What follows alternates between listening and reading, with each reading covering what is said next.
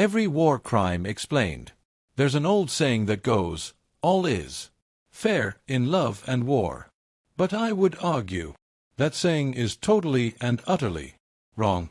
And unless you would consider breaking up a happy family to get the girl of your dreams or killing innocent civilians to satisfy your political means as fair, then I would imagine you would agree. And in that case, I think the fact that there is literally things that are legal and illegal in war bolsters my theory and also brings us to the point of today's video.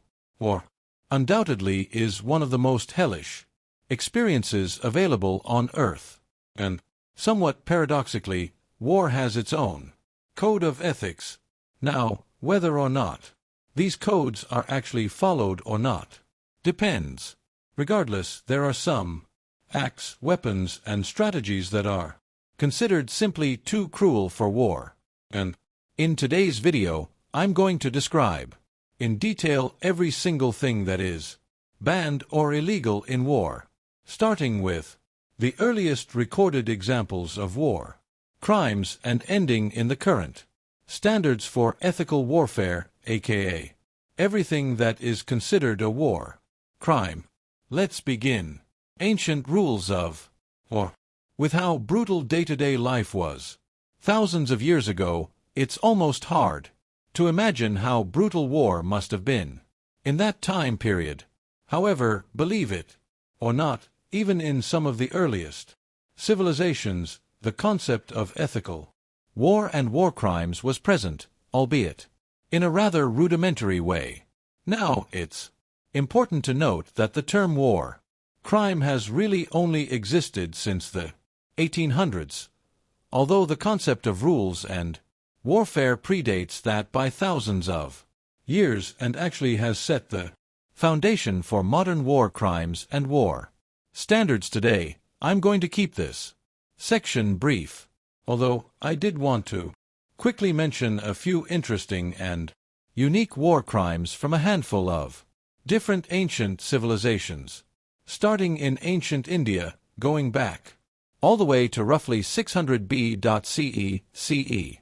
Ancient Indian texts proved that there was a code of conduct when it came to warfare, and this code of conduct was known as the Dharma Yuddha, essentially translating to righteous warfare.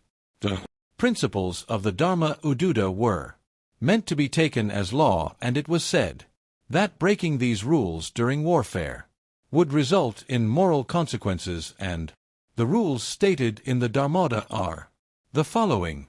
Firstly, equal fights only. And what this meant was that chariots were only meant to attack chariots, and one soldier could only attack one soldier. If there was a battle taking place, the battle was meant to be fair. Secondly, no attacking, sleeping, retreating, or surrendering soldiers. And on top of this, you may also not harm unarmed women, children, elderly people, or disabled people. The third law of the Dharmottha states that combat begins after sunrise and ends after sunset. And the fourth law states that there may be no poisoned, barbed, or hidden weapons used in warfare. And finally, surrendered enemy soldiers must be protected and treated as prisoners of war, and wounded enemies who surrender to you must be treated and cared for. During 5th century BCE in ancient China, they too had their own code of conduct when it came to warfare, with some of the most notable examples being the following. Firstly, no attacking unready enemies. This would essentially eliminate sneak attacks or ambushes. Secondly, you were not to take advantage of fleeting or surrendering enemies in distress, meaning that if there is an enemy that is retreating or simply unoffensively tending to his own wounds, you may not take advantage of that situation, and ideally you would offer them help if they are truly surrendering.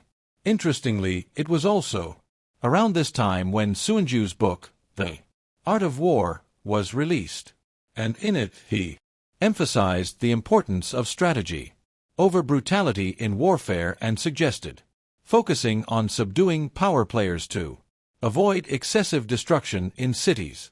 Now, while this may seem noble and ahead of its time, it's important to note that this wasn't a humanitarian play. This was simply an example of high-levered strategies to be used ideally in war. This doesn't mean that they would be against brutality if strategy didn't work. The teachings just advised trying to use strategy when possible. Okay, quickly putting history and crime to the side for just a moment, I wanted to ask, have you been putting off making a doctor's appointment even though you know you should? If you have, you're not alone. Although, there is now no longer an excuse with today's video sponsor, ZocDoc. ZDoc is a free website where you can search and compare high-quality NET network doctors.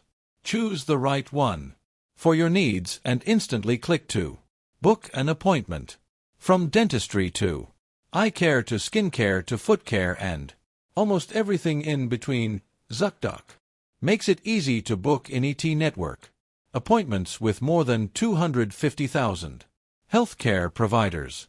With ZDoc, you can filter for doctors by insurance, location, specialties, and even reviews by verified patients so you can choose the best, most convenient care for you.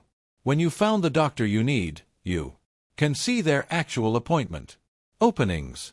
Choose a time that works best for you and instantly click to book an appointment. Plus, ZocDoc helps you get appointments fast, typically within just 24 to 72 hours. No need to call doctors, offices, or wait on hold either. Zoc lets you do everything online so you can quickly make an appointment and go on with your day.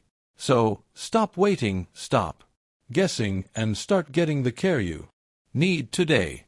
Go to zdoc.com/trustybro to find and instantly book a top-rated doctor today. That's zdoc.com/rustme. Huge shout out to ZocDoc for sponsoring this video and supporting the channel. And now, let's get back to it. And finally, during the 8th century BCE, in ancient Greece, there was a set of customary rules known as the common laws of the Hellenes when it came to warfare. And these laws were the following. If you are to partake in war, an official declaration is required. If a war is ongoing, you still must respect sacred truths. And one example of this would be the Olympic Games.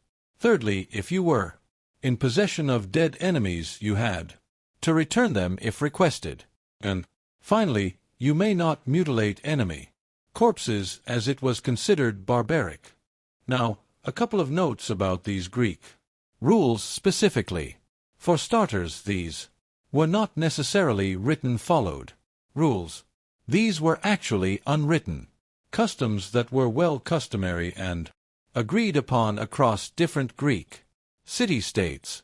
And it's important to note that these rules specifically applied to inter-Greek conflicts with the sole goal of limiting brutality when it comes to Greek-on-Greek violence and warfare. With that being said, that means that these rules did not apply to non-Greek barbarians, meaning that if you were a Greek soldier fighting a non-Greek soldier, all of these rules were out of the window. And even if you were a Greek soldier fighting a different Greek soldier, because enforcement was so weak on these rules, and this was more or less of a gentleman's agreement, having these rules be followed was well on a case-by-case basis to say the least. But now that we are armed with ancient historical context when it comes to rules of war and war crimes, I want to jump directly to the establishment of the modern war crime to describe exactly how war crimes came to be in the first place and how the term war crime evolved from its establishment in the roughly 1800s to the modern day. The Labor Code. As we've discussed so far in this video, throughout history there have been countless cultures with countless different customs or rules or gentlemen's agreements when it comes to warfare. But it wasn't until 1863, with the establishment of the Liber Code, that there was ever one formalized, codified system that sought to govern and be the official law when it came to war. Francis Liber was born in 1798 in Berlin, and as a young adult Francis was exposed to the horrors of war. He first fought for Prussia in the Napoleonic Wars and then later fought in the Greek War of Independence less than a decade later. Fortunately, Francis survived both of these wars and ended up moving to America and became an academic. He worked in the University of South Carolina as a tenure professor for both history and political economy, and it was actually at this job where he met Major General Henry W. Heelick, and shortly after becoming professionally acquainted, Francis was commissioned by this Major General to write the first instructions for the government of the armies of the United States in the field, aka the General's Orders 100, aka the Liber Code. And the initial purpose of the Liber Code was to be the military law that governed the actions of the Union Army during the Civil War. Now, this was no small task. Francis Liber was literally just asked to make the rules of war for an entire army based off of basically all of the customs of war to ever exist. And while this job may seem daunting, he was the perfect man for the job, as he had both war experience, law experience, and political experience. And what he presented to the American government at the time not only went on to shape the Civil War, but also served as the basis for other warfare-related laws that came later down the line. One notable example being the Geneva Convention, which we're going to discuss soon. Now, with that being said, let's dive into exactly what the Liber Code suggests should and shouldn't be allowed in war. Now, it's important to note that the Liber Code literally has 157 articles, which is why I'm going to discuss the main points, specifically pertaining to war crimes or what should not be allowed in war. According to the Liber Code, the following acts are either admissible under military necessity or outright forbidden in any context, and they go as follows. Firstly, and kind of ironically, the first thing that is prohibited is cruelty, which to me sounds like a complete oxymoron, saying that cruelty is banned in war. But in the context of the Liber Code, it is suggested that the infliction of suffering for the sake of suffering or revenge is unnecessary. And how this could look on the battlefield is, if your goal is to kill your enemy, you may do so effectively and quickly. However, if you are intentionally doing it in a slow or cruel way, potentially injuring non-vital limbs, that could be considered intentional cruelty and be punishable by death according to the Liber Code. There's quite a few things that are considered war crimes under the Liber Code. So, for the rest of these, I'm going to kind of go rapid fire.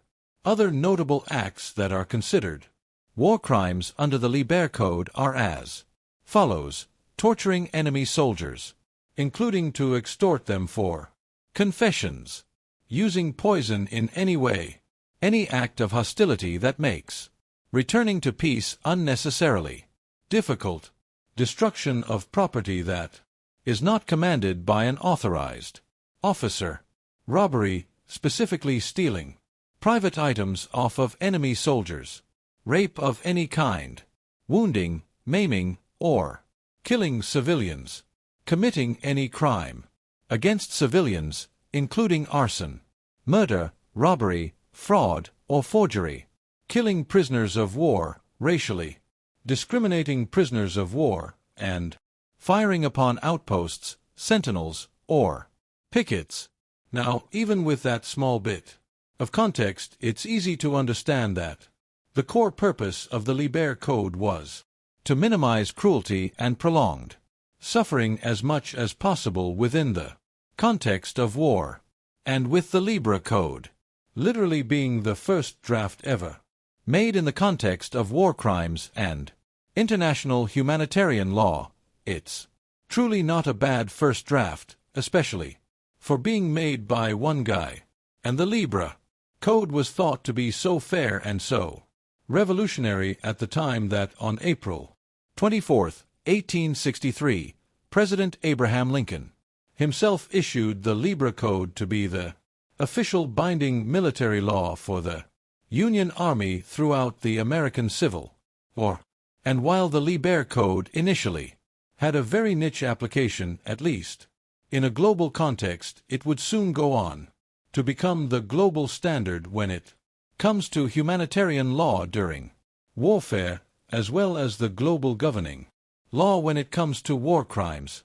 But, with that being said, the Liber Code was the first ever formal recognition and establishment of what war crimes were, and consisted of, although these rules only applied to one army for one war and did not become federal or international law until later, which brings us to our next section, the HEG Conventions. Following the end of the American Civil War, the concept of federal or potentially even international laws regarding war became a popular thought experiment among political figures, military strategists, and academics alike. And it was for this reason that the HEG Conventions were established.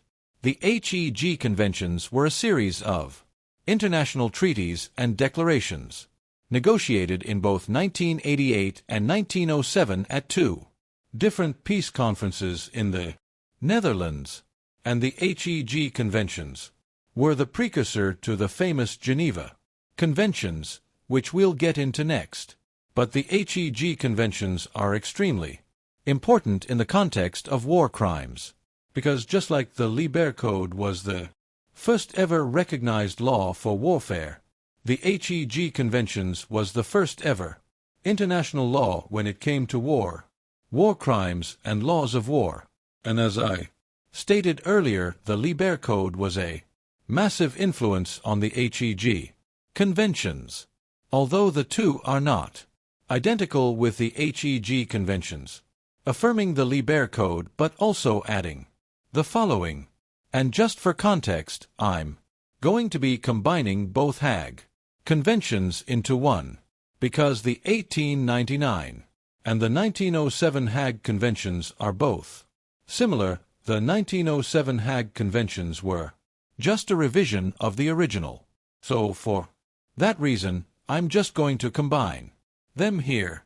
With that being said, notable new war crimes include killing or wounding an enemy who has laid down his arms or no longer has a means of defense, improperly using national flags, military insignias or military uniforms, using bullets which expand or flatten easily in the human body, attacking or bombarding towns, villages, dwellings or buildings that are undefended, looting towns that are occupied, declaring no mercy or refusing surrender, forcing civilians in occupied territories to give up information about their country's army or its means of defense, collective punishments for acts of individuals, general destruction or pillaging of private property unless demanded by military necessity, attacking hospital ships or medical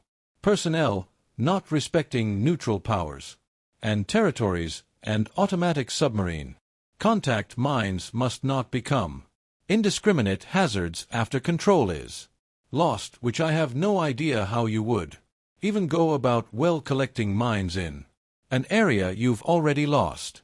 Like if the mines are there and then you've lost control of the area or the mine itself, I don't know how you're going to make it. Indiscriminate. If a contact mine comes in contact, it's going off.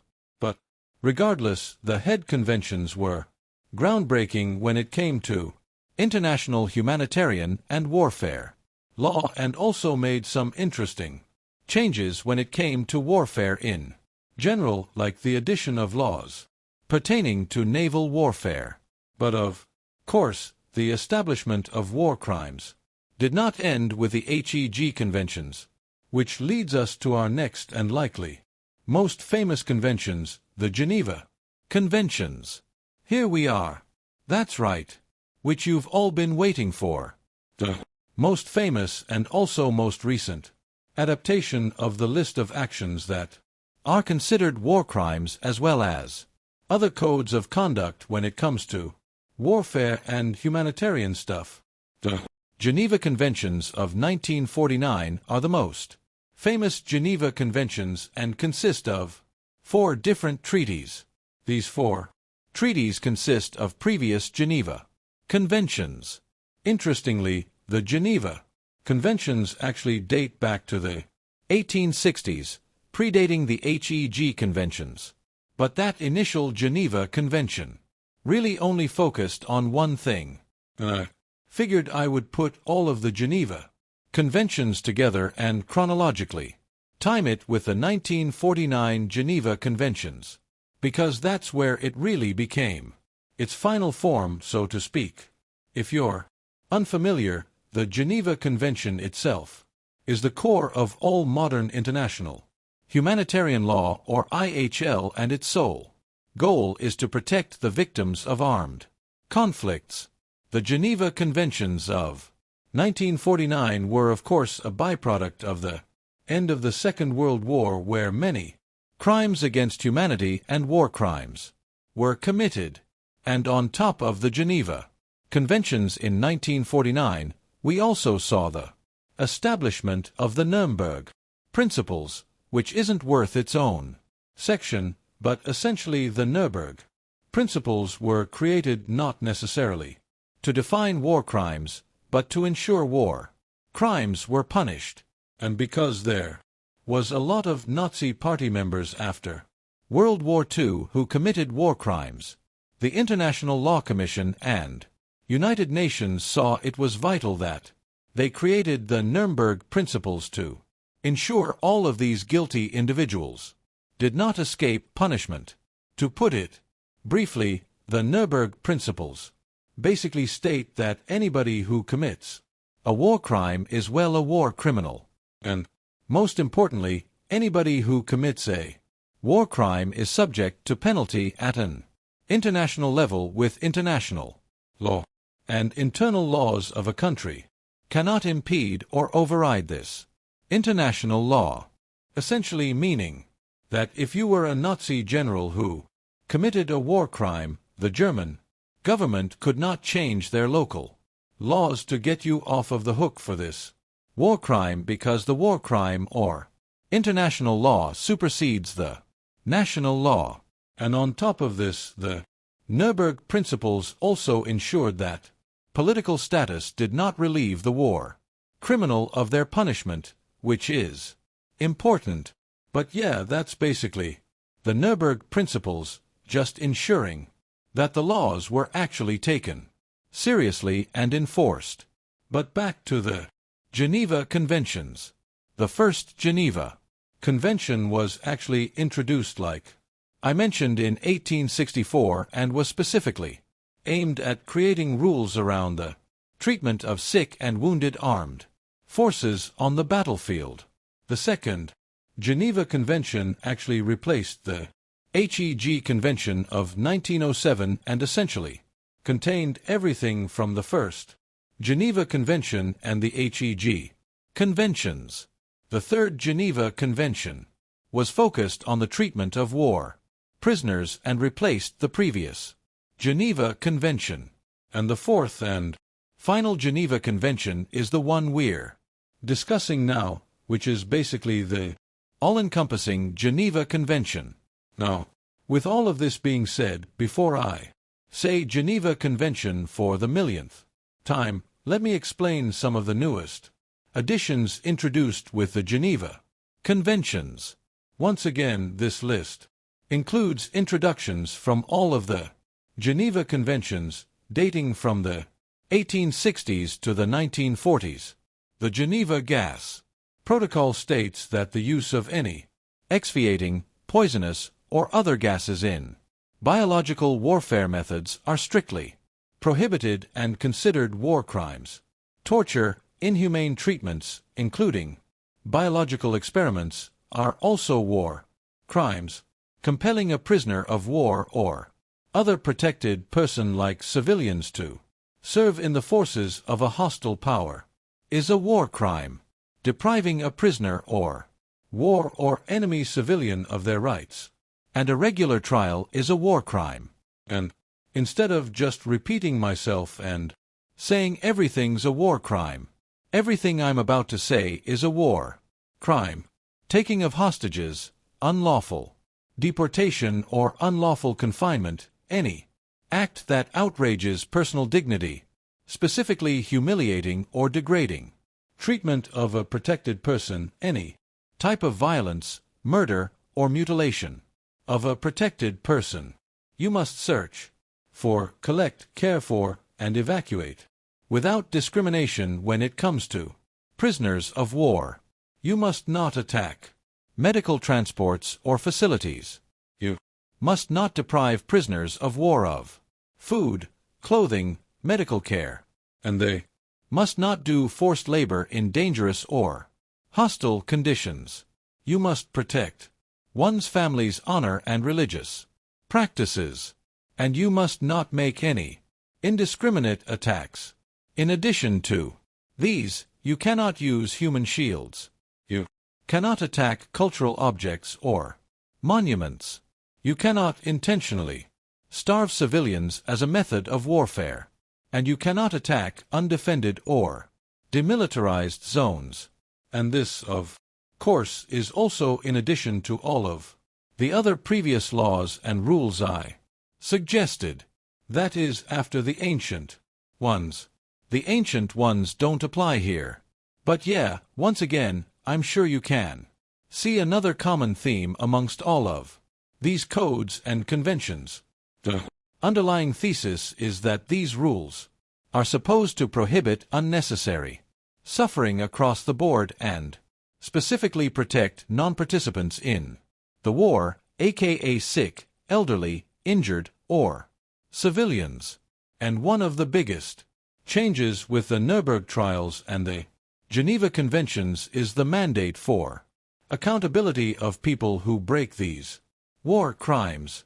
But yeah, if you were like me and were shocked when you learned that there was rules to war, and well, a lot of them, you were probably also super shocked when you learned that, according to Geneva Conventions, if you come across enemy soldiers that are surrendering to you or injured, you have to essentially take care of them and treat them as one of your own, which is something I did not know at all.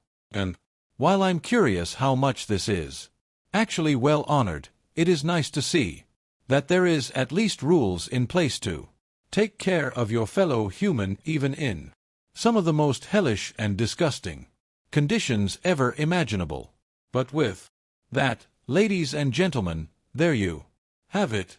If you were to ask what constitutes a war crime, the informed answer would be that depends specifically on the culture and the time period.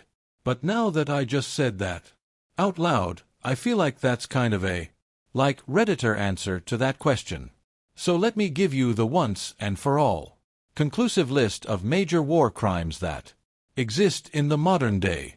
Willfully killing of protected person, torture or inane treatment, willfully causing great suffering or serious injury to protected persons, forcing protected persons to fight against their own side, depriving rights to free trial, unification or confinement, taking hostages, directly attacking millions, industry attacks, using human shields, using starvation as method of war, any sort of sexual violence, using soldiers under the age of 15, using banned weapons like poisoning gas, conducting treacherous acts such as pretending to surrender only to enemy, declaring no mercy or refusing surrender, pillaging, humiliating or drinking treatment unprotected person, including mutilation, environmental warfare, and attacks of peacekeeping or humanitarian missions. And in case you forgot, protected persons basically include civilians, wounded enemies, or prisoners of war, as well as neutral parties and peacekeepers and others that I'm sure I'm forgetting. But, interestingly enough, after looking at different cultures, different eras in different contexts, it's interesting to see how nearly every treaty or rule or custom we discussed all had the same goal of eliminating unnecessary suffering when possible, almost to assume that war may be inevitable. However, while suffering may be a byproduct, it's a variable that can be minimized and should be if possible, which is kind of a morbid silver lining in this entire situation. But yeah, if you are curious about every war crime, hopefully this video served as a pretty good glimpse into what constitutes a war crime and where war crimes even come from. I guess it's true what they say. War never changes. Thank you guys so much for watching this video. And if you liked this video, check out the video on screen right now. It's a video I made about what war was like in every era of history. It's very similar to this video, but isn't necessarily focused on war crimes, but rather warfare in general. And if you like this video, you're going to love that one as well. Thank you guys so much for watching this video, and as always, trust me, bro.